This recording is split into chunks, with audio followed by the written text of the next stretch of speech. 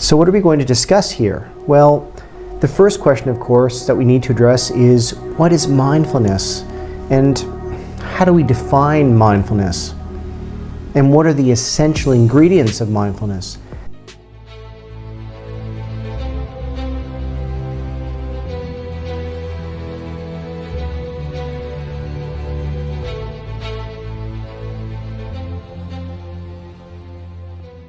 So let's start with the first chapter. So what is mindfulness? This is what we're going to discuss here.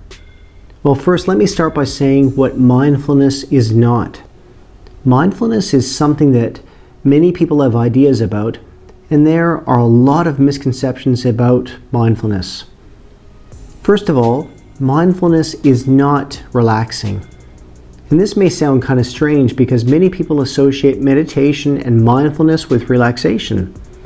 And although people can feel relaxed and may experience some kind of relief and attentionless state, it's not about this, that is, to become relaxed. With mindfulness, becoming relaxed is more like a byproduct. It's also not a religious thing.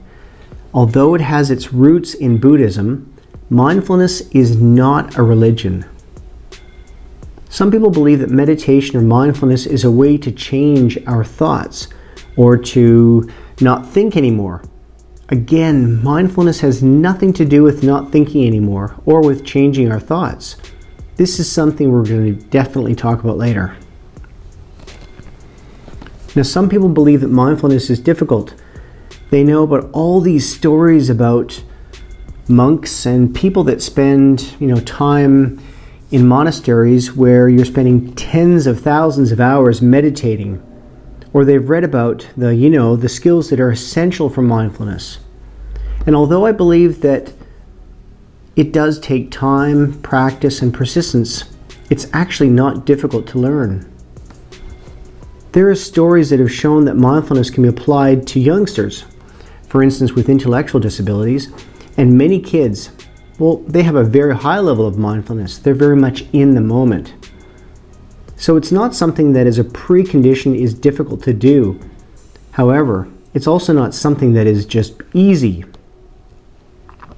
And this is something that has to do with the fact that most of us are very busy and are preoccupied with the past or the future and have a very hard time focusing on this moment and getting in contact with this moment. So again, it's not something that is all easy, but it's not difficult to do either. And sometimes when people have heard about the connection with mindfulness in the present moment, they believe that mindfulness is all about being here, right now only. And when you consider mindfulness to be something that doesn't easily become something that is, undoable, because it's simply in our Western society, it's impossible to become only focused on this moment. We have to make plans. We have to use our agenda. So it's not a way to not be connected with the future anymore, but it's rather a way I would take to create a balance between the present moment, the past, and the future. Because what we see often today is that we're so much focused on the future or so much focused on the past that we miss out on what's happening in the here and now. And last but not least, some people believe that because it has its roots in Buddhism and it's all about those things like meditation and, cultivating awareness for something like the present moment. And it sounds a bit wishy-washy to some people, and they will believe for this reason that it's impossible to investigate scientifically. But a lot of studies that have been conducted in the field of psychological science have proven that this is simply untrue.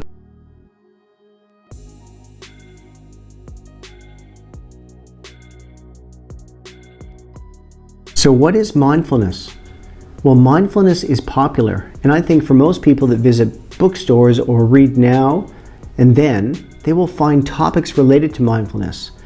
And most of the popular magazines about meditation, relaxation, yoga, being in the present moment, stress relief, and all of those kinds of topics, they've been around for quite some time now. and they are still very popular in the media.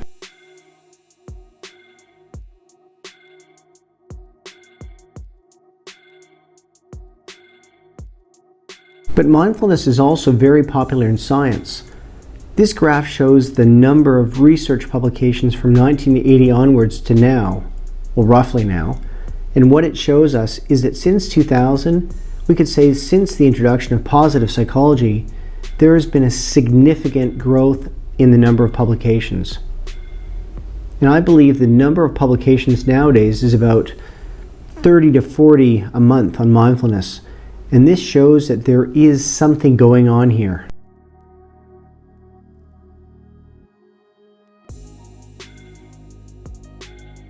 And mindfulness is not only popular within the walls of scientific study, we've also seen an increased popularity of mindfulness in the context of clinical practice. So for instance, there is mindfulness-based stress reduction. Now, this is the first training program that was developed by John Kabat-Zinn to cultivate and train mindfulness over a period of 8 weeks. But mindfulness has also been used by other scholars and people working in the field. Mindfulness-based cognitive therapies, for example. And later on, Stephen Hayes also developed acceptance and commitment therapy, which is also using a lot of mindfulness principles to cultivate an accepting stance towards uncomfortable circumstances, and at the same time develop commitment to valued goals and actions. Now there's also what's known as DBT, which is dialectical behavior therapy, and mindfulness-based eating awareness training. What's important to understand is that my goal is not to dive deep into every one of these types of therapy and for you to remember all this stuff, but it's to show you that nowadays a lot of clinical practices integrate mindfulness, either completely focused on mindfulness or they use elements of mindfulness. And again, this shows that mindfulness has become increasingly popular. This new treatment pathway has been referred to as the third wave therapies, as opposed to the second wave therapies which came before this.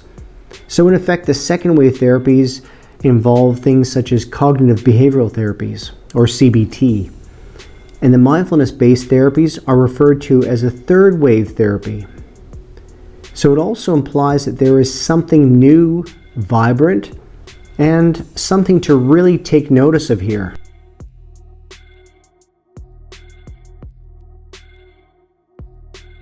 So what are the roots of mindfulness? Well, as I said before, mindfulness has its roots in Buddhism, and it's been around for quite some time, over 2,500 years. Mindfulness was part of the practice of Buddhism.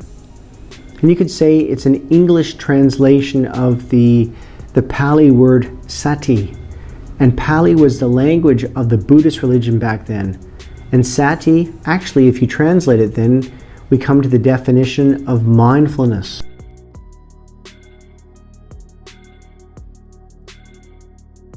And you could say that mindfulness is keeping one's complete attention to the experience on a moment-to-moment basis in an open and also non-judgmental way. So let's have a look at this definition. First of all, what you see, and I think when you explain mindfulness to people, it's really crucial to mention the attentional component.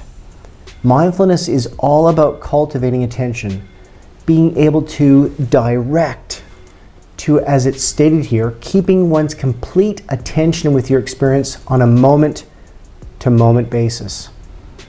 So in mindfulness, the present moment plays a huge role because mindfulness is all about helping people to get in contact again with this present moment. And it also shows us the way it is, because if we would say, well, mindfulness is about focusing on the present moment, we could simply say, well, what's the difference with concentration, for instance? Because when we concentrate on something, we're doing basically the same thing. So personally, I think it's really important to stress when we explain mindfulness to other people that it's about the way we attend, the way we pay attention. And the way we pay attention is in an open and non-judgmental way. And in a few moments, we will address what exactly it means. But this is really important. It is about the quality of your attention, and it's characterized by an open mindset and non-judgmental view. Before we continue, I think this man deserves a lot of credit because this is John Kabat-Zinn, and he was the one who brought mindfulness into the Western world. Now, he's a professor of medicine, and he brought mindfulness into the mainstream of medicine and society in the 1980s. Now, he was a very clever guy because he knew that when he was about to talk about stuff like meditation and yoga and this present moment awareness, he would lose a lot of people that were skeptical. So what he did, first of all, he got rid of all the religious aspects. And because of that, the associations with Buddhism and all the rituals and all this stuff that people consider to be very wishy-washy that were, you could say, eliminated, which made it easier for Western people to adopt the idea of mindfulness. And he stressed the fact that mindfulness is about training attention. And because in the West, we have concepts like attention within psychology, and it could be more easily understood, or in fact, more easily integrated into the language, and a term that we have in our Western society. So he actually managed to bring mindfulness here. Now, I've got a lot of respect for John Kabat-Zinn because he worked with people with chronic pain, people that could not be helped in any other traditional ways. And actually what he did was very paradoxical in that he asked those people to, rather than avoid their pain, stay in contact with the pain and mindfully be aware of what's happening. And so it was a very paradoxical approach. And he was dealing with the people that could not be helped anymore by the typical doctor specialist. So once again, I think he does really deserve a lot of credit. And what he did involved developing the mindfulness-based stress reduction program, an 8-week program that aims to cultivate mindfulness. That is still being used to this day and has been the foundation for many, many training programs.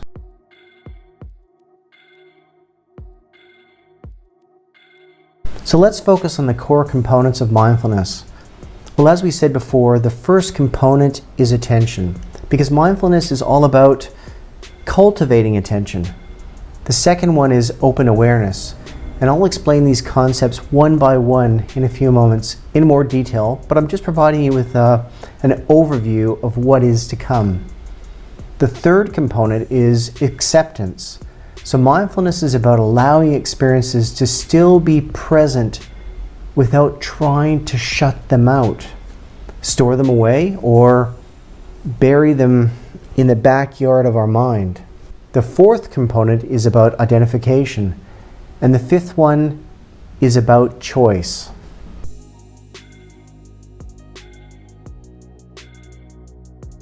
So let's start with the first one, attention.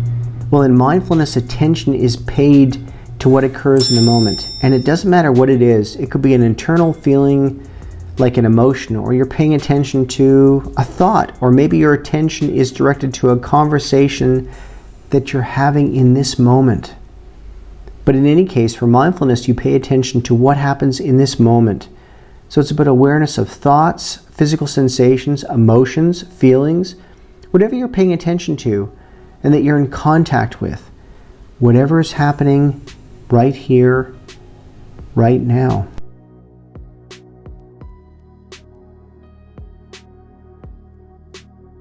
So the second component of mindfulness is what we call open awareness. Open awareness means that rather than being judgmental and judging everything within ourselves and outside ourselves, mindfulness aims to cultivate a mindset that aims to increase awareness of judgment and perceiving in a fresh and new way about all that surrounds us, rather than in a way that has been trained by our beliefs and viewpoints that we have about things. So for instance, what our mind does automatically often is judge everyone and everything around us. We don't like his shoes, we don't like the winter. This one is wrong, this one is good. I'm not good, I am good. So what we're doing is constantly looking at reality through a lens of judgment. And in this program, and this training program, and these sessions, mindfulness and judgment will be a significant theme that we will explore and examine. In fact, there's a whole session dedicated to judgment because it is a very important ingredient of our suffering as human beings. So in mindfulness, becoming aware of our automatic tendencies to judge things and ourselves is so important and valuable. And in fact, judging can be seen as a way of labeling things. We put a label on something good or not good, or ugly or beautiful. And in itself, there is nothing wrong with judgment. But when we become unaware of the fact that a judgment is, by definition, subjective, and this becomes really difficult because we confuse reality with judgment that we have about our reality. And mindfulness is pretty much becoming aware of this process. So mindfulness ultimately helps you to let go of labels and judgments and connect to reality in a more open and non-judgmental way. So let's move on now.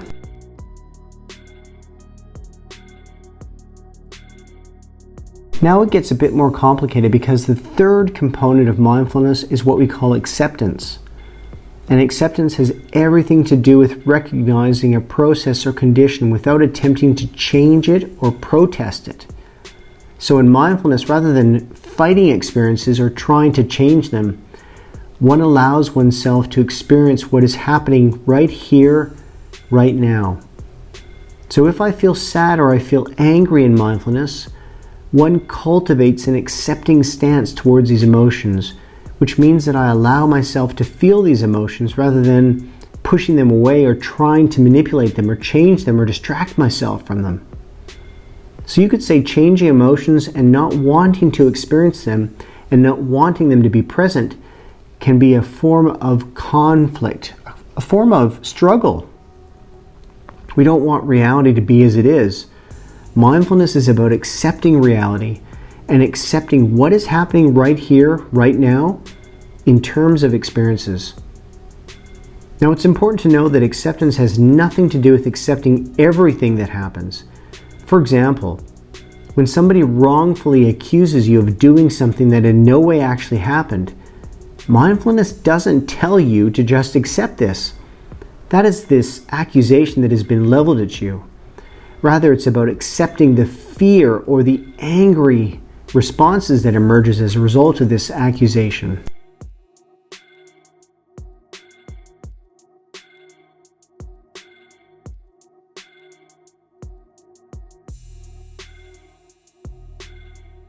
The fourth component is no identification. So when we consider the idea of acceptance, you may say, well, if I accept my anger when somebody offends me, I'll probably, hit them or react with my anger. But in mindfulness, it's all about becoming aware that there is a difference between what you're feeling and thinking and also you, the one who observes the thought or is feeling what you're feeling. So you're not the emotion or the thought that emerges, rather you're experiencing it. And I think this becomes clear in this example when, for example, you're sad. So for example, you might say something like, I'm sad. But when you say when you are sad that I experience sadness, there is like an observer in there. And I experience some kind of sadness. So you're observing the sadness. And there is some kind of detachment. Now, firstly, saying I am means there is no difference between me and the sadness anymore. And I think we all know what happens when we strongly and firmly identify with emotions or thoughts. When we get identified with an emotion, it means that this emotion takes over our behavior. So if I identify with my anger, I may hit somebody, or I may start shouting, and afterwards we say, I'm sorry, I didn't mean what I said. I was angry, my anger took over. This is what we mean by identification, and the same applies to the thoughts. When we identify with thoughts, it means that we take our thoughts very seriously, and it means that we believe everything we think, and that our thoughts become some kind of objective truth. So in mindfulness, by practicing it, you learn that not everything is true. And personally, this was a very, just big revelation for me. As silly as it may sound, but once we start to experience and observe our thoughts, we start to see that thoughts are just thoughts, clouds passing by. There's nothing you have to do about them. It's just a product of the mind. But there is not necessarily truth in these thoughts. So when we let go of identification with our thoughts, their impact on our behavior becomes less significant. So mindfulness is about detachment or no identification, which gives more room for you to see that states like emotions, thoughts, come and go, and that you will not feel sad forever. You will feel sad, but this fades away naturally. And it may come back after a while, but it will also fade away. So you will not stay angry forever. And the same applies to thoughts, of course.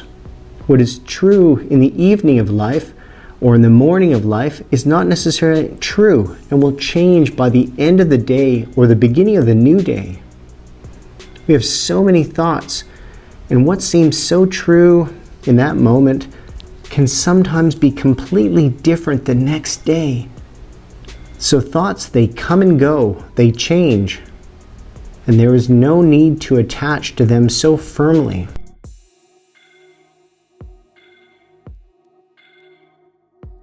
So the last component is referred to as choice. So when we focus on allowing ourselves to experience emotions, accepting them and observing them, what is happening is that we actually allow ourselves to gain distance from them and not allowing them to take over. And this means that what happens is that very soon we experience increasingly larger space between what we have always done now, involving our regular or automatic patterns or impulses and reactions. So let's take the previous example. So when I experience an emotion and I get fully identified with the emotion, I may start shouting. Yet when we take a step back and process this through mindfulness, we start observing what's happening. So, for example, I started noticing the thought of, oh my God, my body is getting really tense. Now I feel pressure on my chest. I also am having these very, very aggressive thoughts. This mindful awareness actually creates a pause between what is happening in this moment and my impulse to do something. Hit somebody because of the anger and what I'm actually doing, such as hitting somebody or not. And whatever happens if you decide to hit or yell at somebody, mindfulness creates room between what is experienced and the reaction that follows from this experience. So mindfulness, you could say, creates choice. And this choice is basically freedom. And this is the big difference between conscious and automatic behavior. So automatic behavior is guided by impulses, and conscious behavior is based on mindful behavior, guided by awareness. And this is something we also devote a lot of attention to in the next module.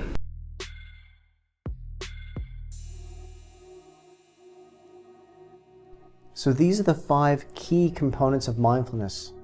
Maybe you're thinking that this sounds pretty easy.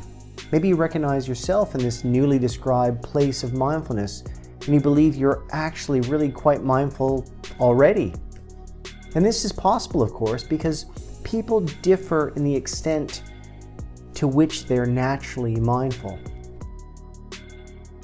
But let me give you some examples of mindlessness first. And sadly, look, many of these apply to myself. This is to give you an idea of what mindlessness involves.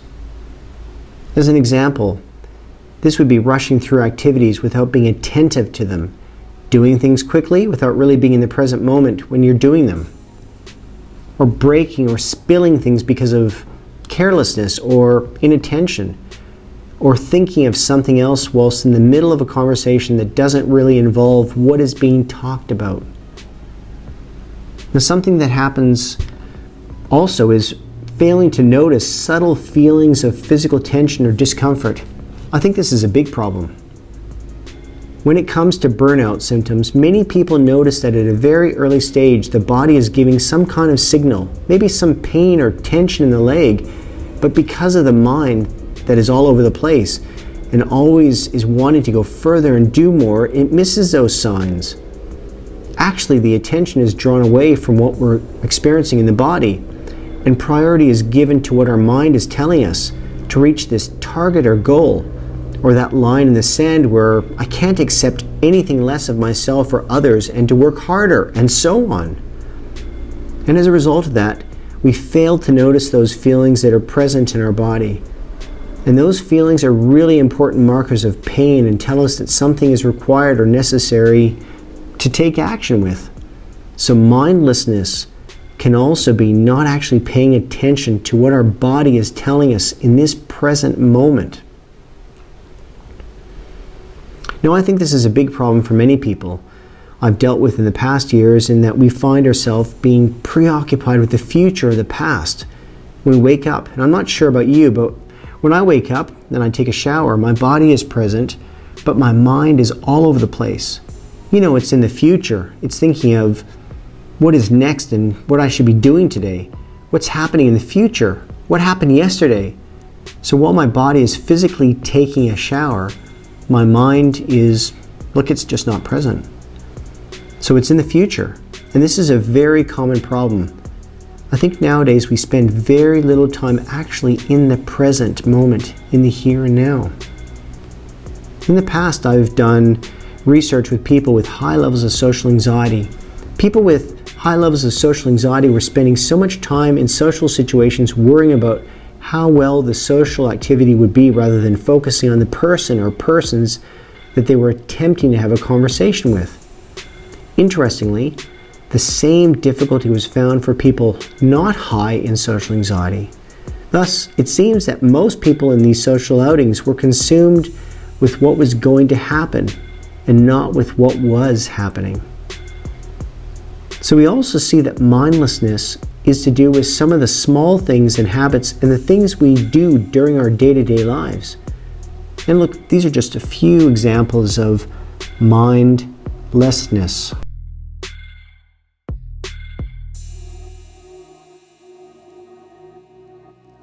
And what they do show us is that in order to cultivate mindfulness and nurture the 5 components that we discussed previously, we need to really carefully address them, because they are often sidelined by automatic patterns that we have. Often we're not paying attention in this moment, right here and right now. Often we're not aware of judgments. We're judging everyone and everything. Often automatically we just fight negative experiences. We don't want pain. We don't want negativity, and so on. So many of the things that we discuss that make up the concept of mindfulness are prevented by our automatic patterns that we have learned and picked up over the years.